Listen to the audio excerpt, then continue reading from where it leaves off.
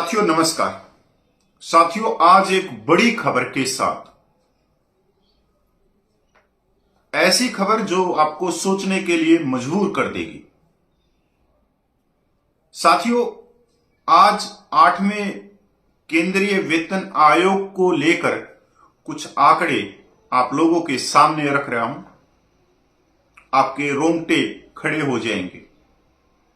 Video शुरू करने से पहले मैं आपसे रिक्वेस्ट करता हूं, प्रार्थना करता हूं कि इस वीडियो को लास्ट तक देखना, तभी आप लोगों को समझ में आएगी बात। चलो साथियों शुरू करते हैं। साथियों 16 जनवरी को भारत सरकार ने 8वां केंद्रीय वेतन आयोग बनाने का फैसला लिया और यह फैसला दिल्ली विधानसभा के बीच में लिया गया। दिल्ली विधानसभा में 5 तारीख को वोटिंग थी और 1 फरवरी को यूनियन बजट पेश किया गया था। यूनियन बजट में भी इसकी घोषणा ना करते हुए पहले 15 दिन पहले 16 जनवरी को इसकी घोषणा की गई। साथियों 16 जनवरी से लेकर आज 15 फरवरी होगी। देश का बड़े से बड़ा न्यूज चैनल, बड़े से बड़ा अखबार, चाहे इंग्लिश का, हिंदी का, दूसरी भाषाओं का, दूसरे सोशल मीडिया प्लेटफॉर्म, हर दिन 1 या 2 खबर उनमें से आ रही, हर एक दिखाए रहे। मतलब प्रतिदिन अगर हम खबरों की बात करें तो सैकड़ों में, अगर वीडियो की बात करें तो हजारों में। 16 जनवरी के बाद 1 करोड़ 20 लाख केंद्रीय कर्मचारी और पेंशनरों की बारीकी नजर 8वें वेतन आयोग के ऊपर बनी हुई है और बननी भी चाहिए। साथियों आज के दिन department of training and personal ने सभी डिपार्टमेंट से सुझाव मांगने भी शुरू कर दिए और तकरीबन उनके सुझाव पूरे भी हो गए। जो केंद्रीय कर्मचारियों के संगठन हैं उनके साथ भी मीटिंग होगी, चाहे जेसीएम है कोई भी है, उनकी आपने देख ली होगी कि वो उन्होंने क्या क्या सुझाव दिए अपनी तरफ से। अब जो अखबारों के सूत्रों से खबर आ रही है वो 2 बहुत ही महत्वपूर्ण है। जिस तरह से पहले आई थी कि फिटमेंट फैक्टर 1.92 से 2.08 या 2.28 रह सकता है। अब मेरे हिसाब से ये बताने की जरूरत नहीं है कि इन खबरों के पीछे कौन है और ये खबरें क्यों प्रकाशित करवाई जा रही हैं। पर अब जो department of training and personal ने जो सुझाव मांगे हैं, अब उनके पास में सारी चीजें हो गई हैं और वो इकट्ठी करके कभी भी नोटिफिकेशन जारी कर सकते हैं 8वें वेतन अध्यक्ष और मेंबरों का। और हो सकता है कि फरवरी के लास्ट तक आयोग अपना काम करना शुरू कर दे। साथियों अब जो पेपरों में जो खबर आ रही है वो हैरान करने वाली है, रोंगटे खड़े करने वाली। साथियों ये तो हो गया ठीक है कि 1.90 या 2.08 या 2.28 या 2.86 ये फिटमेंट फैक्टर रह सकता है। पर एक अखबार ने खुलासा किया है कि फिटमेंट फैक्टर 2.28 से 2.86 तक जा सकता है। अब 86 किसको मिलेगा यह बहुत महत्वपूर्ण है। इसीलिए मैं कह रहा था कि इसको लास्ट तक वीडियो को देखना। साथियों आप लोगों को नहीं मालूम होगा, मेरे बहुत सारे भाइयों को, कि 7 पे कमीशन में जो फिटमेंट फैक्टर था 2.57 से 2.81 था। पे लेवल 1 से 18 तक। आपको मालूम है? अब मैं ये 7 पे कमीशन की रिपोर्ट मैं आपको पढ़ के भी बताना चाहूंगा। पे लेवल 1 से 5 को फिटमेंट फैक्टर मिला था 2.57 और पे लेवल 5A से 9 मिला था 2.62 और पे लेवल 10 से 12 मिला था 2.67 और पे लेवल 12A से 13B तक मिला था 2.72 और 14 से 15 पे लेवल को मिला था 2.72 और पे लेवल 17 को मिला था 2.81 और जो कैबिनेट सचिव होते हैं, पैरामिलिट्री के डीजीपी होते हैं लास्ट पोस्ट, जैसे हमारे सेना के जनरल होते हैं, उनकी पे फिक्स होती है।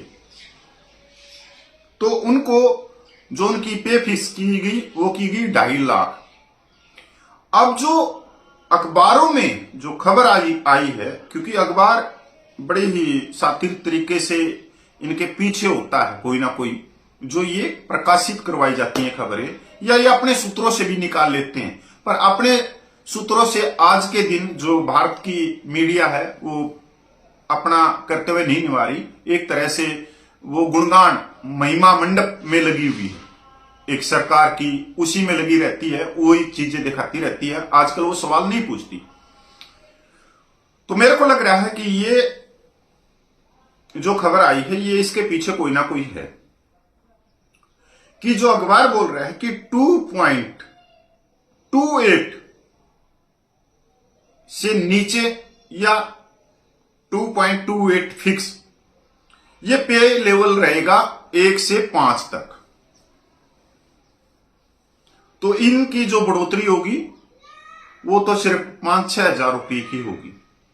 ऐसे ही फिर 2.36 हो गया, 2.56 हो गया, और ये लास्ट में जो पे लेवल 17 तक जाएगा ये जाएगा 2.86। जिस कर्मचारी का वेतन और पेंशन कम है उसको फिटमेंट फैक्टर भी कम ही दिया जा रहा है, और जिस कर्मचारी का वेतन और पेंशन है उसको फिटमेंट फैक्टर ज्यादा दिया जाएगा। ये अखबारों के सूत्र है, क्योंकि ये पहले हो चुका है ना 7 पे कमीशन में। तो पिछला पेज देखना है, अगले पेज पे लिखना है, क्योंकि भारत का संविधान आर्टिकल 14 कहता है कि समान वेतन समान काम, समान काम समान वेतन। हम ये नहीं कह रहे कि जो बड़े बड़े कैबिनेट सचिव है, जैसे मान लो प्रधानमंत्री के कार्यालय में है पीएमओ सेक्रेटरी, कि छोटे कर्मचारियों का उसका वेतन उसकी पेंशन दे दो। नहीं, मेरे कहने का मतलब यह है कि जैसे पेट्रोल पंप पे जाते हो, चाहे वहां पे कोई फुटपाथ पे बैठा हुआ एक भिखारी तेल लेने के लिए जाए, चाहे एक नौकर जाए, डी ग्रुप का, सी ग्रुप का, बी ग्रुप का, ए ग्रुप का,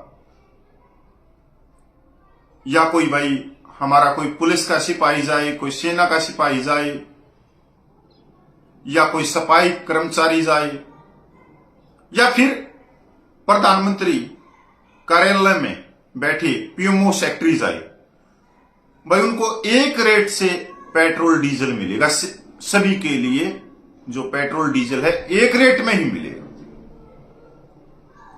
देश में कोई भी चीज खरीद लो एक ही रेट में मिलेगी। तो यहां पर यह फिटमेंट फैक्टर एक क्यों नहीं हो सकता? एक चपड़ासी से लेके और एक कैबिनेट सचिव तक, क्योंकि बहुत सारी चीजें देखो पहले से ही आने लग जाती हैं। जो आयोग होता है उस आयोग को टर्म्स पहले दिए जाते हैं, मतलब TOR टर्म्स ऑफ रेफरेंस कि आपको हम ये चीजें देते हैं, इन के ऊपर आपने अपनी रिपोर्ट देनी है। चाहे फिटमेंट फैक्टर हो गया, चाहे अलाउंस हो गया, चाहे मिलिट्री सर्विस पे होगी, चाहे डिसेबिलिटी पेंशन होगी, चाहे जेसीएल ने जो मांगे अपनी 18 मांगे दी हैं, चाहे पुरानी पेंशन बहाली की बात होगी, मतलब सारी चीजों के ऊपर वो अपनी रिपोर्ट देगी। और रिपोर्ट जैसे ही वो भारत सरकार को देगी तो भारत सरकार के कैबिनेट के मंत्री उसको स्टडी करेंगे, उसमें से कुछ घटाएंगे। बढ़ाने का तो कोई मतलब ही नहीं, आज तक तो कभी बढ़ाया नहीं है। पहले पे कमीशन से लेके 7 तक तो आज तक की जो आयोग ने जो रिपोर्ट दी है उसमें सरकार ने कुछ और बढ़ा के दे दिया हो। अगर आयोग ने 2.86 की रिपोर्ट दी है तो सेवन पे कमीशन में 2.57 मतलब घटाना होता है कि इस चीज में घटा लो, इस चीज में घटा लो, और सरकार तो कटौती करती है हर चीज में, तो बढ़ाने का तो कोई मतलब है ही नहीं। ये बहुत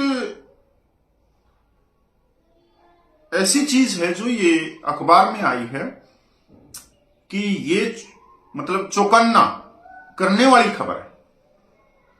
मैं एक छोटी सी बात बताऊं। 1 फरवरी को यूनियन बजट पेश हुआ और उसके अंदर जो 12 लाख रुपए कमाते हैं उनको टैक्स मुक्त किया गया। तो हमारे एक पूर्व सैनिक है, ऑनरेडी कैप्टन है, कोट टाई पहन के कोई सैनिक नाम से अपना चैनल चलाए हुए, तो उसको हमेशा से ही मैंने देखा है किसी भी चीज के अंदर ना जाके उसको बढ़ा चढ़ाकर महिमा मंडप करना सरकार का, ये कर दिया सरकार ने, वो कर दिया, ये कर दिया। तो उस ऑनरेडी कैप्टन ने, भाई साहब ने 12 लाख के ऊपर 6-7 वीडियो बना दिए कि अब 1 रुपया नहीं लगेगा, 1 रुपया नहीं देना पड़ेगा टैक्स का। सबसे बड़ी बात यह है कि डी ग्रुप का, सी ग्रुप का कोई भी कर्मचारी साल में 12 लाख रुपया नहीं कमाता, और 12 लाख कमाने के लिए कम से कम आज के टाइम में जो न्यूनतम वेतन है 18,000 रुपये, वो कम से कम 70,000 से ऊपर जाए, फिर उसके ऊपर डीए लगाए, तब जाके वो 1 लाख से ऊपर कमा सकता है। क्योंकि अगर आप देखो आईपीएस आईएएस का मेरे हिसाब से जो न्यूनतम वेतन है वो 56,000 के करीब है। मेरे को याद नहीं पूरा, मैंने देखा नहीं, पर मेरे इतना याद है कि 56,000 रुपये के करीब है। तो जो फर्स्ट एंट्री होती है वो भी कमाता नहीं है 1-2 साल, तो अलाउंस मिला के 70-80,000 रुपया हो जाती होगी उसकी फर्स्ट क्लास वाले की। और जो जेबीटी स्केल है, प्राइमरी टीचर है, उसका स्केल 34,700 के करीब है। कितना है? 15 साल की नौकरी में भी उसका वेतन 1 लाख रुपये नहीं जाएगा, वो भी सी ग्रेड का कर्मचारी। तो उस यूट्यूबर कैप्टन ने बहुत अलग तरीके से इसको देखा है, क्योंकि वो 12 लाख रुपये से ऊपर कमाता होगा यूट्यूब पे अपना बिजनेस चला के। अभी वही भाई साहब कल एक वीडियो डाला हुआ है कि सरकार ने गुमराह कर दिया 12 लाख के ऊपर। और उसने वीडियो कैसे डाला, क्योंकि मैंने परसों नहीं 3 दिन मैंने पहले बता दिया था कि 12 लाख 1,000 रुपया अगर आप साल में कमा रहे हो, सिर्फ 12 लाख से 1,000 रुपया ऊपर, तो आपको 12 लाख पे टैक्स देना पड़ेगा। 12 लाख के ऊपर आपको 12 लाख रुपए की छूट नहीं मिलेगी कि सिर्फ आपको 1,000 रुपये के ऊपर टैक्स देना पड़ेगा। बताओ, बहुत सारे भाई बोले यार कपिल भाई तू तो सीए बन गया। मैं सीए तो नहीं हूं, पर यार ये तो नॉर्मल सी बात है, आजकल सबके हाथ में फोन है तो वहां से भी देख लेते हैं, और इतनी बड़ी बात भी नहीं है। क्योंकि बहुत जब हमने सर्च किया कि 12 लाख रुपये से मैंने 1,000 रुपया ऊपर कमा लिया, तो क्या मेरे को 1,000 रुपये के ऊपर टैक्स देना पड़ेगा? नहीं, 12 लाख रुपये पे आपको टैक्स देना पड़ेगा। मैंने उस समय एक उदाहरण भी दिया था कि जैसे पंजाब सरकार में हर घर को हर महीने 300 यूनिट बिजली की फ्री मिलती है। अगर 301 यूनिट हो गई, एक यूनिट भी 300 से ऊपर हो गई, तो 301 यूनिट का पैसा आपको देना पड़ेगा बिजली विभाग को। तो आपकी यूनिट आनी चाहिए 300 से एक भी यूनिट ऊपर नहीं जानी चाहिए। तो ऐसा ही ये इनकम टैक्स है।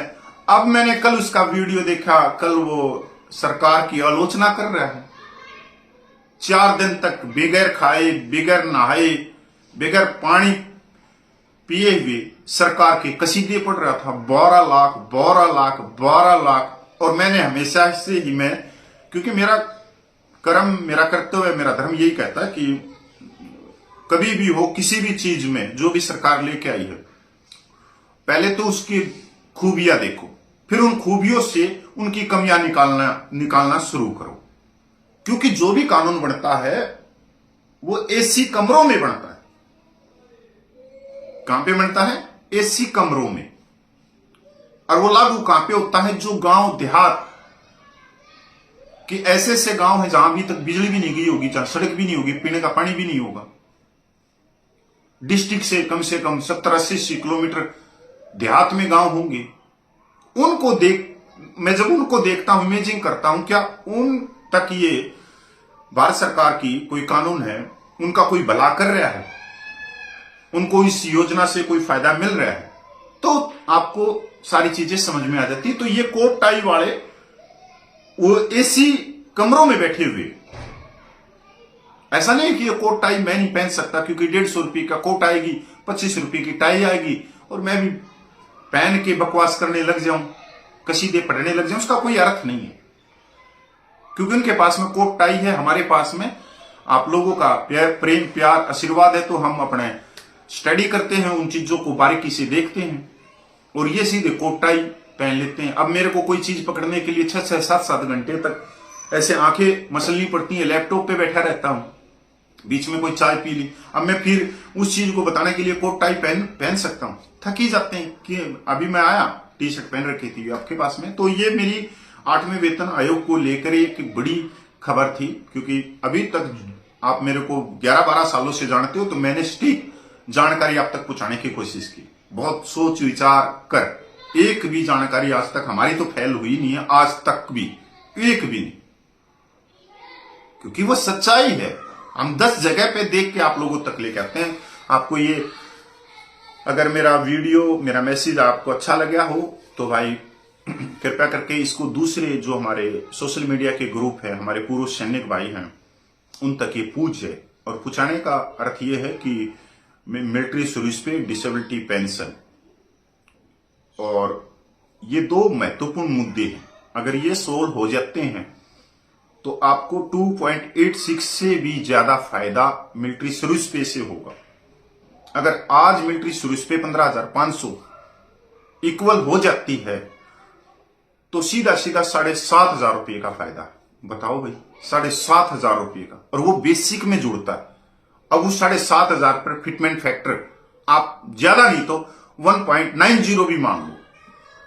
मैं 2.86 के 3.86 की बात नहीं कर रहा, देखो कितना। तो उसके लिए आप लोगों को मिलजुल कर शांतिपूर्वक संविधान के दायरे में कोई बड़ा फैसला लेके सरकार तक अपनी आवाज पहुंचानी पड़ेगी। और है भाई, शांतिपूर्वक धरना प्रदर्शन जो भी हो सकता है अपने सांसदों के द्वारा, कहीं से भी कुछ भी। और समय भी कम है क्योंकि फरवरी का महीना गया, आगे हमारे पास में सितंबर तक, और सितंबर अक्टूबर 2-3 महीने वो रह जाएंगे, बीच में गर्मी का समय होगा। तो उतनी गर्मी में बहुत सारी चीजें संभव नहीं होती कि पूर्व सैनिक चिलचिलाती हुई गर्मी में, जब गर्मी चलती है 56, 57, 58 की डिग्री में, कोई हरियाणा से, कोई पंजाब से, कोई केरला से, कोई तमिलनाडु से, कोई उत्तर प्रदेश से दिल्ली पूछे, इतनी गर्मी बहुत, जहां गाड़ियों के टायर फटने लग जाते हैं। तो समय होता है हमारे इस पास में, अभी अप्रैल जून तक भी समय है, अप्रैल तक, लास्ट अप्रैल तक, और उसके बाद में फिर सितंबर के बाद में, सितंबर अक्टूबर नवंबर फिर सर्दी। जब तक तो मेरे हिसाब से मार्च या अप्रैल तक तो ये रिपोर्ट आ जाएगी, क्योंकि 2025-26 कि नहीं 2026-27 के बजट में बजट रखा जाएगा 8वें वित्त आयोग को। जय हिंद, वंदे मातरम, जय।